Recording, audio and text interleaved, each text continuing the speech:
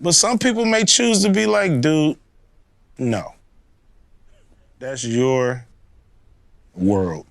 Yeah. I'm not part of it. And I have to be ready for that. It's a big world out here. Everybody doesn't have to adhere to me. That's called narcissism, right? Yeah, it seems like it.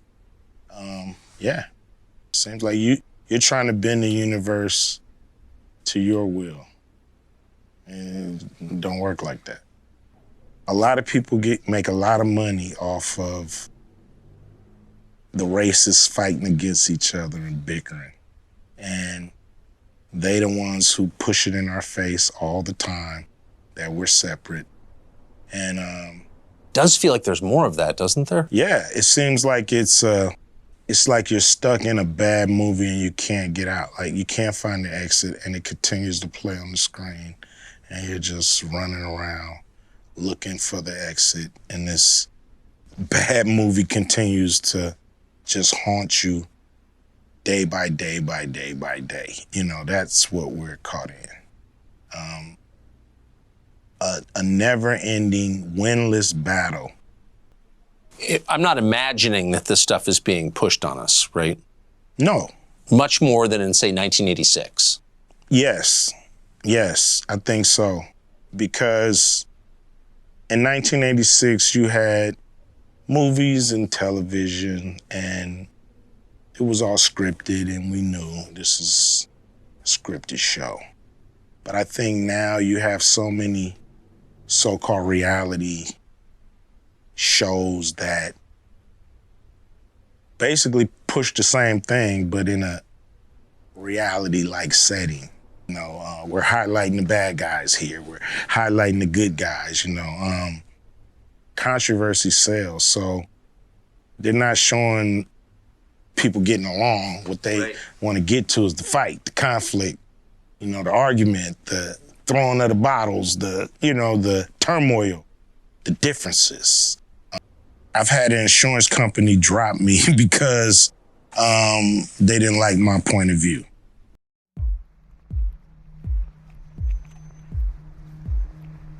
Great insight, Ice Cube. We know they are lying. They know they are lying. They know that we know they are lying. We know that they know that we know they are lying. And still, they continue to lie. Such is the case with this obsession over video game characters' faces. These influencers don't care that they're wrong, and that there's material out on the internet that can easily disprove their lies. They're MelonieMactivists. Their livelihoods depend on lies. Why do I call them MelonieMactivists?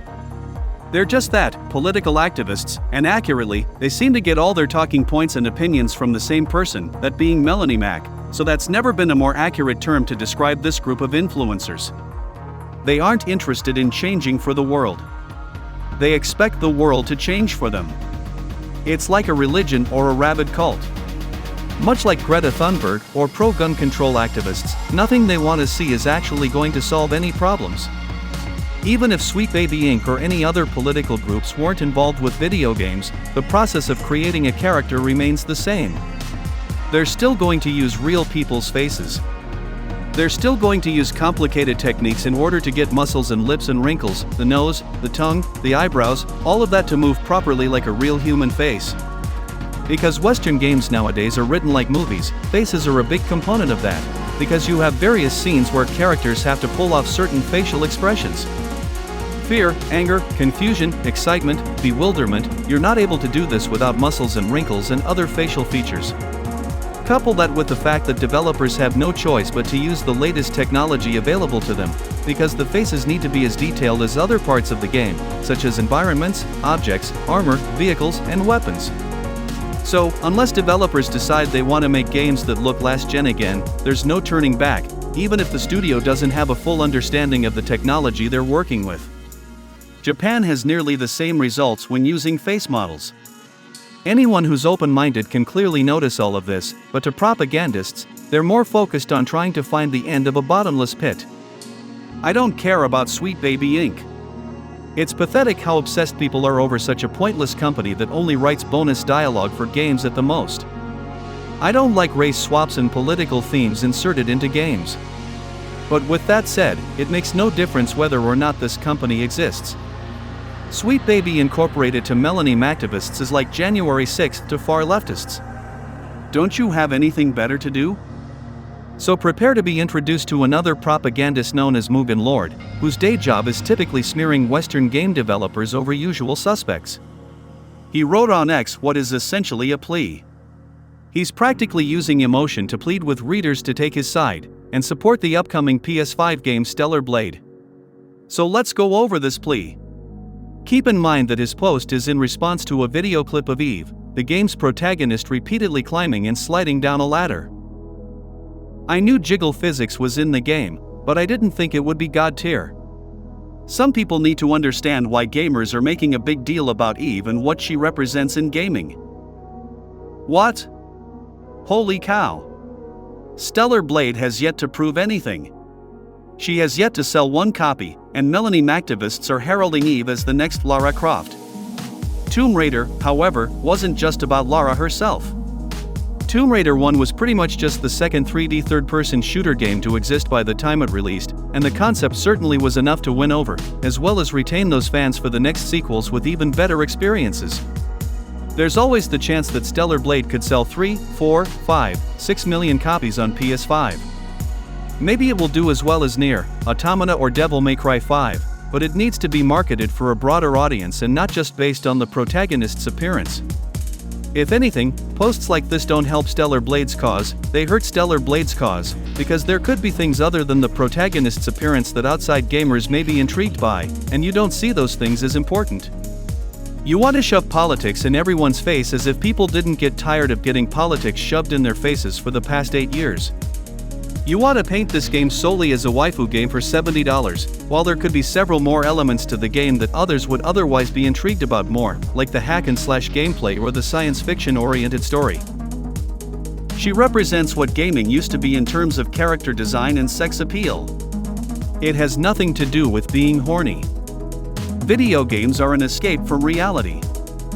This is usually what people say when it does have something to do with being horny. Because if you didn't care how female characters looked, you wouldn't be writing this. Or better yet, you'd direct all your anger at the movie industry for every woman on screen that isn't in just her underwear. Could you imagine if Poor Things was a video game? Just visualize this movie instead were a 3D video game and nothing else changed aesthetic-wise. Bella Baxter would be the next smear campaign. But thank God that's not the case because it's a movie. Big difference, right? Escape from reality doesn't always mean we need the most bizarre worlds and characters. Every decision that studios make is made with a purpose, and this includes how female characters look and dress. You must have a different definition of what a character is, because it's not always that you get to dress and mold them in whichever ways you want. They need to look and act a certain way in order to make the story overall better. When there's a zombie apocalypse, do all the women dress up like half-naked schoolgirls with smiles on all their faces? Of course not. The women are fearful of such threats, and that's how you know the story takes itself seriously and how the threat itself is built up as this evil force that's next to impossible to overcome. That's not to say that Stellar Blade has a story that doesn't matter. I'm sure they try as hard as just as any developer does. But Western developers have adopted an ever-evolving philosophy that started all the way back in 1888. Cinema has been around for a very long time, and many game directors today and in the past have taken great inspiration from action movies, superhero movies, horror movies, fantasy movies, war movies.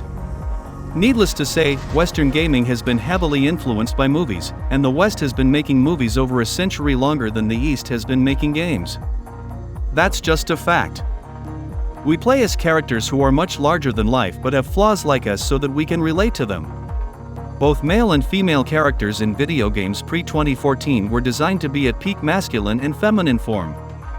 This is why men in video games have defined muscles, are leaders that other men want to follow, and are handsome. The female characters are peak feminine, with nice bodies, desirable personalities, and faces with which to fall in love.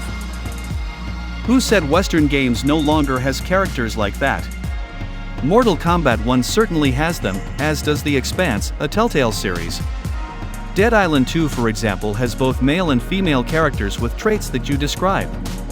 Just not to the extent that you apparently clamor for, because again, you're not going to find shirtless muscular hunks like Conan the Barbarian or femme fatale like Catherine Trammell just randomly inserted into movies for the sake of having them. Again, this sounds like you prefer caricatures over characters. You know you can't just stick stereotypes into stories unless you wanted to create some form of parody. Now, imagine that post-2014, you have people like Anita, who knows nothing about the hobby, suddenly comes in and tells you that all of this is deep-rooted in misogyny. Now, with the backing of journalists writing hit pieces on the community, you are now told that you are sexist for enjoying a character like Eve. You sound like you know nothing about the hobby if you can't even bother to play these games yourself. But dude, who cares what journos say? Anita Sarkeesian hasn't mattered for over a decade. She's never had any influence in the industry. She was never hired by a major game company, nor has she been at the forefront of any. She's had zero stroke, and at the same time, nobody is giving her attention other than you. Nobody is putting her name in headlines other than you.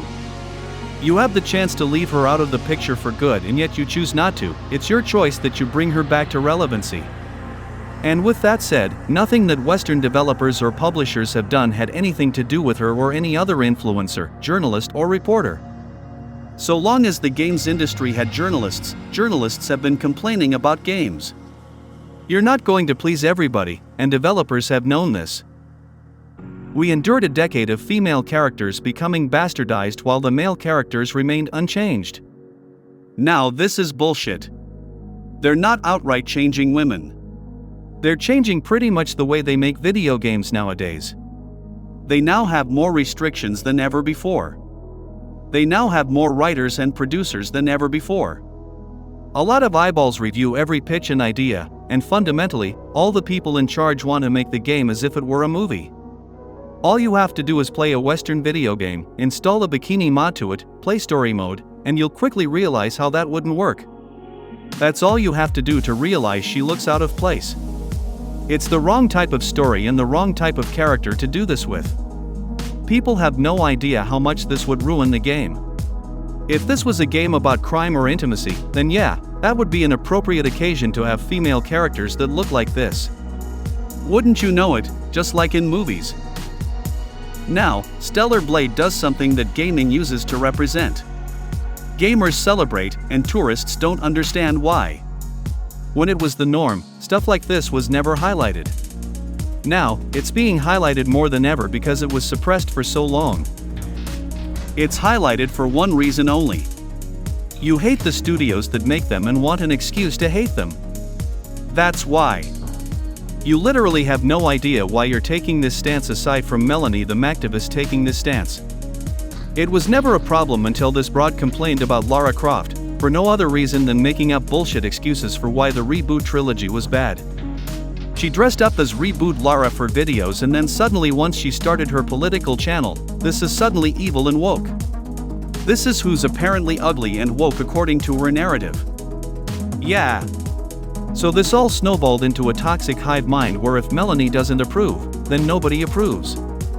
You're complaining about Anita, yet if my memory serves me, nobody asked this chick to tell anyone what to think or what kind of games to make. Yet here we are. I mean, what is so special about her? Do these dudes just bend over backwards for her because they know she's divorced and want to marry her? I'm just going to reword this quote of yours here. Now, imagine that post-2018, you have people like Melonie, who knows nothing about the hobby, suddenly comes in and tells you that all of this is deep-rooted in misogyny. Now, with the backing of influencers writing hit pieces on the industry, you are now told that you are woke for enjoying a character like Reboot Lara. I have proven her wrong a number of times to the point that I was censored from her YouTube channel, and I don't see an end to all her embarrassing takes where she injects politics everywhere only for me to use apolitical evidence to prove her wrong. Just like here. Cinema has been the norm for Western gaming. Putting all your eggs in the sex appeal basket has not helped Western game companies. I don't even have a problem with women that want to look hot, all I'm doing is documenting what hasn't worked, and what audiences prefer in their movies and games. I just made a video about barbed wire. It's pathetic how desperate these influencers sound to want to spend $70 for fake women. Wouldn't you rather pay for amateur videos of real women? Nobody in the right mind spends that much money for a game just to salivate over a woman that's not even real. If Bayonetta couldn't muster a sizable fanbase despite all the chances the franchise got and all the empty promises that were made, I don't see how Stellar Blade could have a better outcome. You never want to see a game flop, but if this flops, there's a clear reason why. There's not enough demand for fake T&A. Does that mean there's no place for waifu games? No, suggesting themes are just used more selectively in games, and straight-up waifu games have to be cheaper games so that they at least have a better chance to make a profit. So Goddess of Victory makes $600 million in revenue? Okay, good. If anything, you're only proving that waifu games are better suited for mobile and free-to-play formats, not $70 AAA blockbusters. It's not Western developers' faults that you fail to understand the concept of storytelling. It's important to understand that the press is primarily a click-maximizing machine, not a truth-maximizing machine. If you're not a click-maximizing machine, well, you don't get the clicks, and then you don't get the revenue, and then the company goes under. Yeah. So the entire incentive structure is maximize clicks, not maximize truth. And so that's why you'll have sort of incendiary headlines that are like really way over the top, because often the truth is boring and complicated. Or it's like a sort of version of the truth that will be more salacious. So that's the situation with the media.